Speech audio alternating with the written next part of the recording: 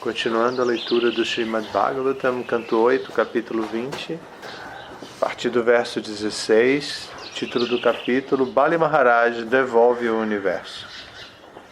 Evam Shabda Swaguruna Satyana Chalito Mahan Vamanaya Dadavinam Archito Dakapurvakam.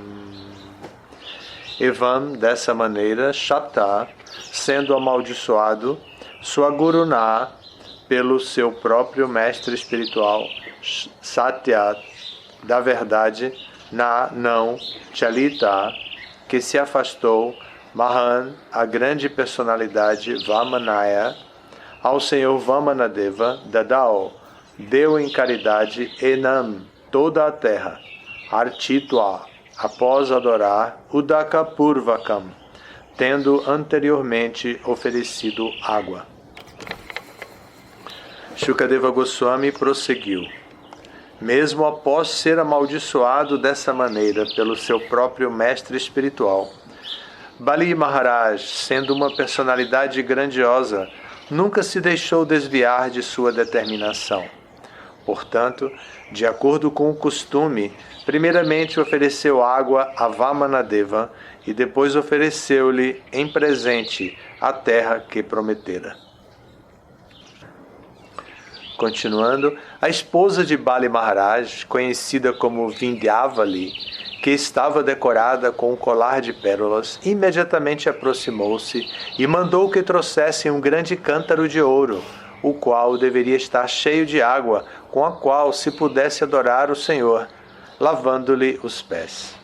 Bali Maharaj, o adorador do Senhor Vamanadeva, jubilosamente lavou os pés de lótus do Senhor e então derramou a água sobre sua cabeça, pois essa água liberta todo o universo. Naquele momento, os habitantes do sistema planetário superior, a saber, os semideuses, os Gandharvas, os Vidyadharas, os Siddhas e os Charanas, estavam todos muito satisfeitos com o simples e inequívoco ato de Bali Maharaj.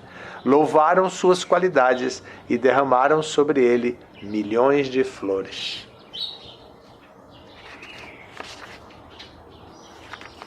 Agora vem um significado dado por sua divina graça, Srila Prabhupada. Jai Prabhupada. Arjavan, simplicidade ou ausência de duplicidade, é uma qualificação de Brahmana ou de Vaishnava. Um Vaishnava automaticamente adquire todas as qualidades do Brahmana. Yasyasti bhaktir bhagavatia kinchana sarvair gunais tatha samasate sura. Do Bhagavatam, quinto canto. O Vaishnava pode possuir as qualidades brahmínicas, tais como Satya, Shama, Dhamma, Titiksha e Arjava. Não pode haver nenhuma duplicidade no caráter de um Vaishnava. Quando Bali Maharaj agiu com fé inabalável e devoção aos pés de lótus do Senhor Vishnu, isto foi muito apreciado por todos os habitantes do sistema planetário superior. Então a história continua, é longa, né? Já tem vários capítulos que essa história está sendo apresentada. Isso nos leva a uma reflexão repetida por diferentes pontos de vista. Agora aqui é o darshan da Suprema Personalidade de Deus diretamente a uma pessoa, um rei e a sua família, vindo que a rainha foi buscar pediu para trazerem um cântaro de ouro com água para que essa água pudesse lavar os pés de lótus da pessoa suprema que estava na sua casa e para depois aquela água ser espargida na cabeça na cabeça de todos, né? Então o tema aqui agora é que a história está se completando. Shukracharya, o mestre espiritual de Bali Maharaj, já deu a instrução que queria dar, já preveniu a ele de tudo que podia acontecer, até já o amaldiçoou. Ainda assim, ele entendeu que diante da oportunidade de estar diretamente com Vishnu, ele não podia se equivocar. Então ele resolveu fazer o padrão que ele conhecia diante do contato com a Suprema Personalidade de Deus. Ele não teve dúvida, fez, e agora, depois disso, nós vamos ver o resultado, que vai ser, o título já anuncia, Bali Maharaj devolve o universo. Então, Bali Maharaj vai, então, dar o universo, e assim nós podemos entender que o desejo original de tudo que vinha de Aditi, a mãe dos semideuses, vai ficar satisfeito. Então, aqui se fala de uma virtude Arjavan, que é uma virtude dos Brahmanas. E essa virtude, traduzida aqui por Prabhupada como simplicidade, é também explicada por Prabhupada como ausência de duplicidade. Isso é muito importante, está no Bhagavad Gita também, e a gente pode estudar essa simplicidade, essa virtude da simplicidade como não duplicidade, sob outro ponto de vista. Porque Prabhupada falou vida simples e pensamento elevado, nós sempre consideramos vida simples como a vida mais simplificada possível, com menos necessidades possíveis. Uma vida em que as nossas necessidades sejam reduzidas a manter o corpo e a alma juntos. Prabhupada falou muitas vezes esse conceito de manter o corpo e a alma juntos, comer o suficiente para manter o corpo e a alma juntos, ganhar dinheiro o suficiente para manter o corpo e a alma juntos.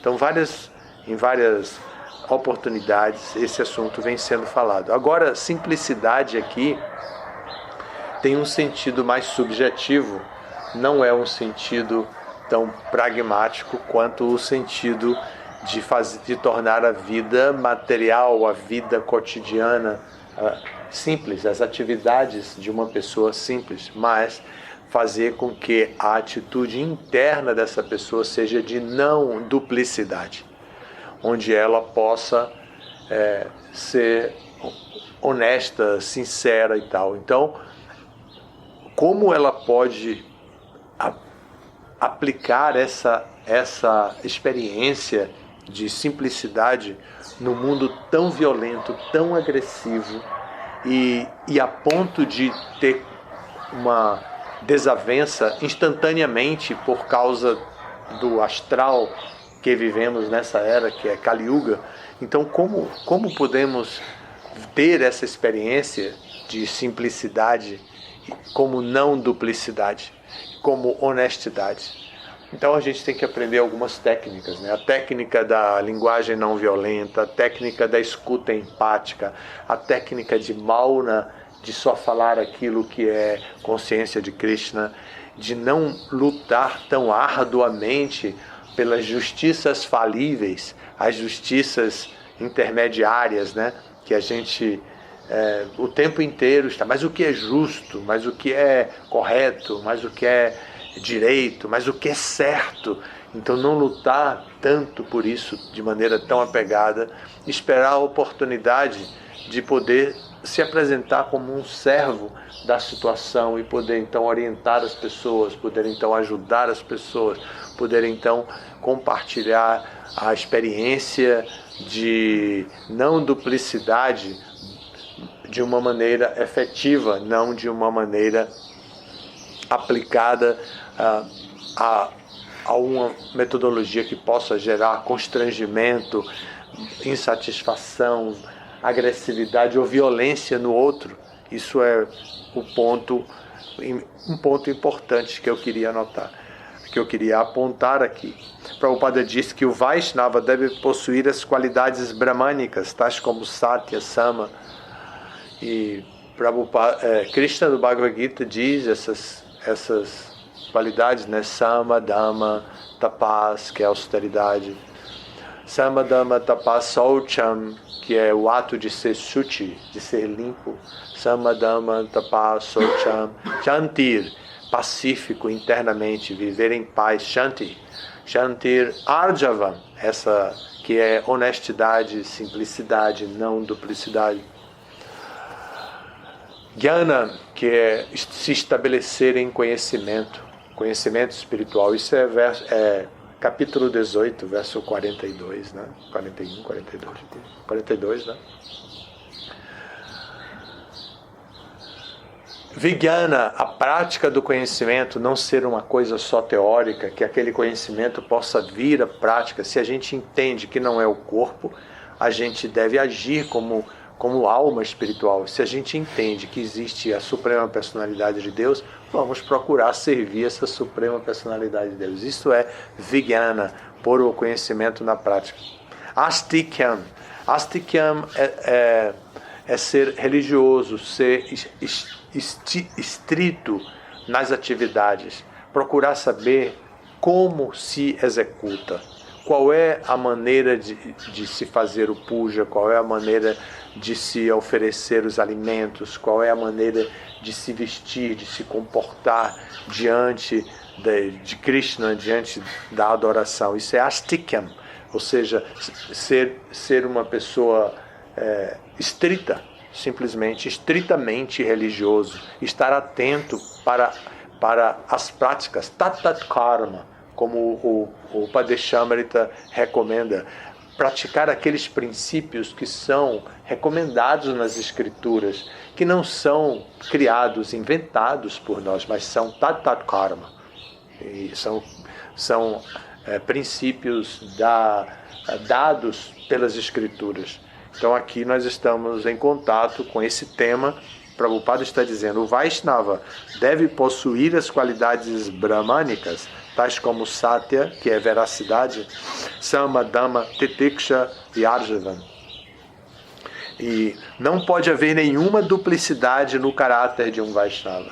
Então o Vaishnava deve agir com esses princípios que são padrão, para que, através desses princípios de disciplina, ele possa se tornar um devoto, que essas virtudes sejam assimiladas nele. Ele não precisa ser Sama, Dhamma, ele não precisa ser pessoas dotadas dessa virtude. Eles têm que praticar essa virtude para que essas virtudes aconteçam nele. Se ele for esperar, um dia, quando eu não sou ainda um devoto puro de Krishna. É muito comum pessoas dizerem isso.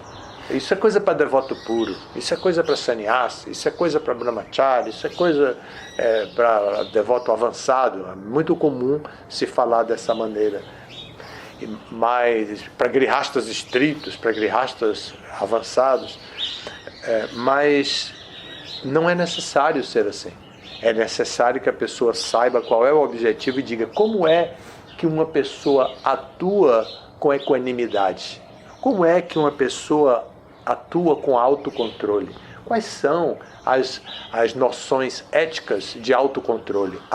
Se autocontrole significa em relação aos sentidos, então eu me lembro que o Bhagavad Gita diz que a pessoa não deve controlar, não deve contemplar. Se a pessoa não deve contemplar, então o que eu faço para não contemplar os objetos dos sentidos? Para que eu possa ter autocontrole. Aí a pessoa vai trabalhar no como ele deve agir. Então a pessoa entende o que ele não deve fazer e ele evita. Ele diz, eu tenho vontade de contemplar, eu tenho vontade de desfrutar, mas como é que eu posso fazer para me encaixar nessa virtude de um Vaishnava, de Dhamma, de autocontrole? Então eu vou praticar, eu vou tentar fazer isso.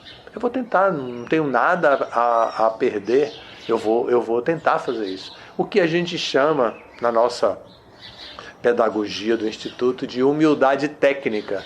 Vocês ouviram quando eu expliquei os nossos 7 princípios comportamentais e eu falei para vocês que o que era humildade, porque é um dos princípios que a gente exige para a disciplina. E esse princípio, o princípio da humildade técnica, é o de levar em consideração as instruções que são recebidas. Não levar em consideração as instruções que são recebidas é falta de humildade.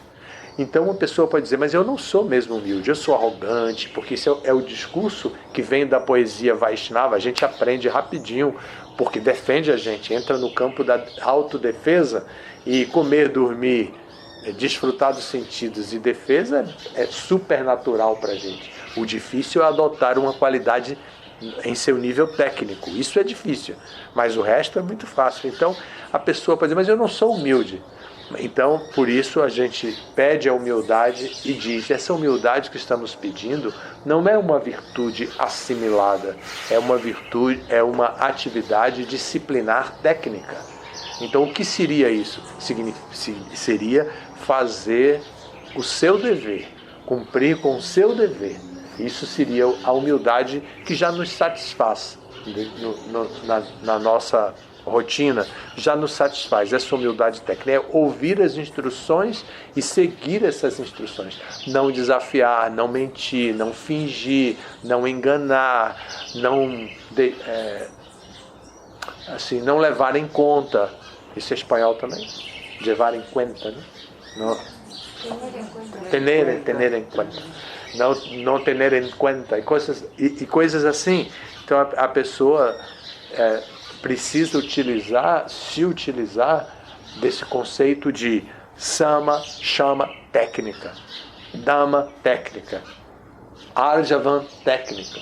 Todas as virtudes dos Vaishnavas de maneira técnica, porque assim ele pode praticar a humildade. Quando a gente vai ajudar no pujari, por exemplo, eu quero ajudar um brahmana no pujari, aí o brahmana vai dizer, você tem que vir com a roupa limpa significa isso, você tem que vir de banho tomado, com tilaka passada em todas as partes do corpo. Ele vai dando a técnica e a pessoa faz tudo isso. Aí ela entra, quando ele diz assim, agora você vai fazer achamanya para se purificar, achamanya se faz dessa maneira, aí a pessoa faz. Isso é técnica. Então ela aí entra e começa. Agora você vai lavar dessa maneira aqui. E põe aqui, põe aqui, põe aqui. O prato de asca se organiza assim. Pá, pá, pá, pá, pá. Florzinha no centro. Você pode organizar dessa maneira. Então faz isso bonitinho e põe. Leva lá para a sala do templo, põe na mesinha de Prabhupada, põe na mesinha de Tulasi. A gente aprende técnicas. Então a humildade também é técnica. O autocontrole também é técnico. Então, por isso que Krishna diz no Bhagavad Gita, não contemplar, porque o que vai acontecer se contemplar? A gente já sabe. Vai desenvolver apego. Então, se a pessoa não pratica a humildade técnica, a pessoa vai deixar de cumprir com seus deveres e depois ela vai sofrer as reações de não cumprir com seus deveres.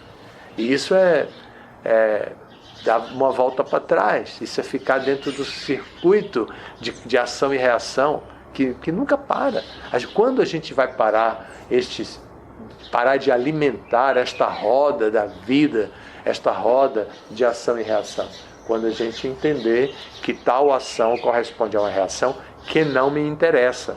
Então, se tal ação corresponde a uma reação que não me interessa, porque vai me desviar do meu caminho espiritual, eu evito essa ação. Mas essa ação é muito natural para mim. Ou ela é natural porque faz parte do meu guna karma, da minha natureza, da minha bagagem hereditária que eu trouxe de vidas, etc. Ou ela é natural porque se tornou um hábito. Porque eu comecei a praticar, e ela se tornou um hábito em minha vida, ela se tornou um vício, eu estou dependente dessa situação. Então, como eu posso fazer para evitar isso? Então, aí vem, as ocupações positivas, deixa essa negativa de molho e faz as ocupações positivas. Quais são as ocupações positivas? Isso é a psicologia da educação de Prabhupada. Foi assim que Prabhupada fez. Né?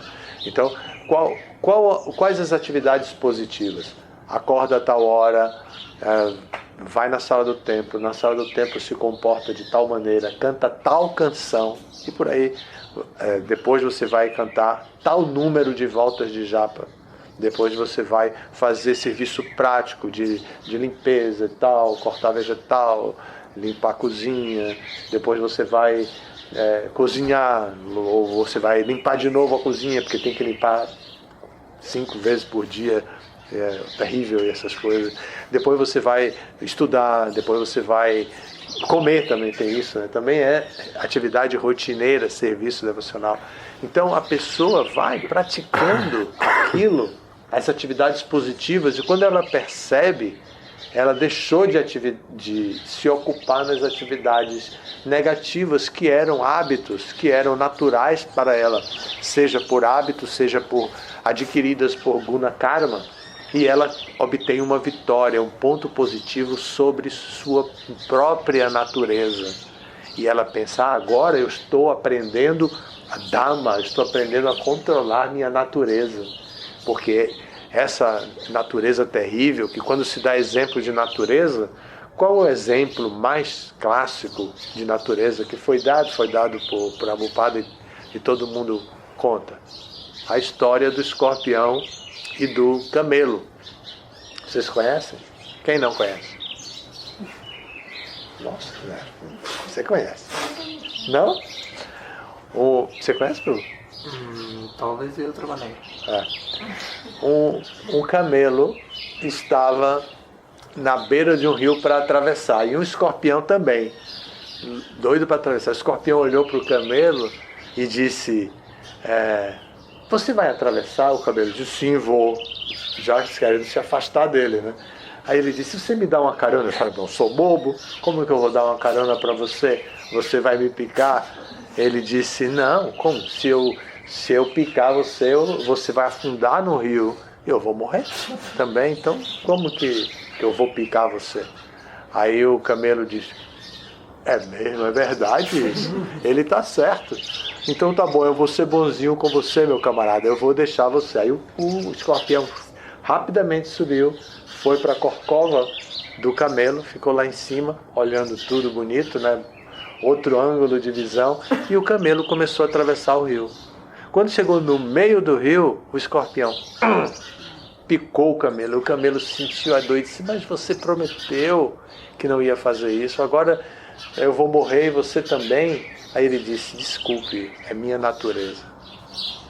Então, quando se dá exemplo de natureza, se dá essa história. Imagine, história de 2 animais. Que inteligência pode ter um escorpião, pelo amor de Deus? Inteligência de defesa em alto nível. Mas que inteligência mais pode ter um escorpião? E um camelo que se deixa levar por um papo furado desse? Né? Então, o ser humano tem inteligência que pode transcender. O ser humano tem buddhi, inteligência capaz de transcender. Como? Através de receber informações além da sua experiência sensorial. Que informações são essas? Jnana, conhecimento. De onde vem? Guru, Shastra e Sadhu. De onde vem essa experiência do convívio com os sadhus? Vem do mestre espiritual que orienta disciplinarmente e vem especialmente do Shastra.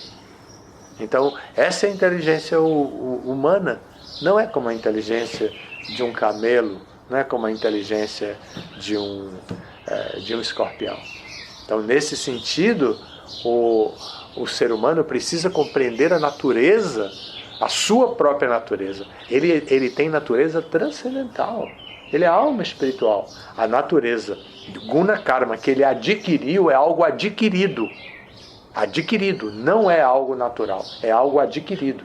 Foi adquirido por guna karma e ele pode se livrar dessa influência. Afinal de contas, no Bhagavad Gita, no 14º capítulo, Arjuna pergunta, né? O que é que ele pergunta? Sintomas do comportamento e como uma pessoa pode transcender o modo da natureza. não é? Como transcender os modos da natureza? Quais são os sintomas que essa pessoa apresenta? E, então, Arjuna está curioso disso. Essa curiosidade é nossa. Essa curiosidade nos pertence. Ela pode ser apropriada pelo leitor do Bhagavad Gita, porque ela foi feita para estimular nossa inteligência transcendental. Ela pode ser apropriada. Nós podemos, ao ler o Bhagavad Gita, podemos nos apropriar dessa pergunta de Arjuna e, evidentemente, e buscar a resposta. Então a gente vai buscar a resposta para isso e a gente realmente entende que tem inteligência de natureza transcendental. Nossa inteligência não tem definitivamente que ficar subalterna a comer, dormir, desfrutar dos sentidos e se defender. Não tem. Nossa inteligência pode buscar algo mais além de comer, algo mais além de dormir, algo mais além de desfrutar extravagantemente dos sentidos, algo mais além de se defender a todo custo da vida material. Então, essa inteligência pode nos favorecer. Alguma pergunta? Obrigado pela atenção. Todas as glórias a Srila Prabhupada.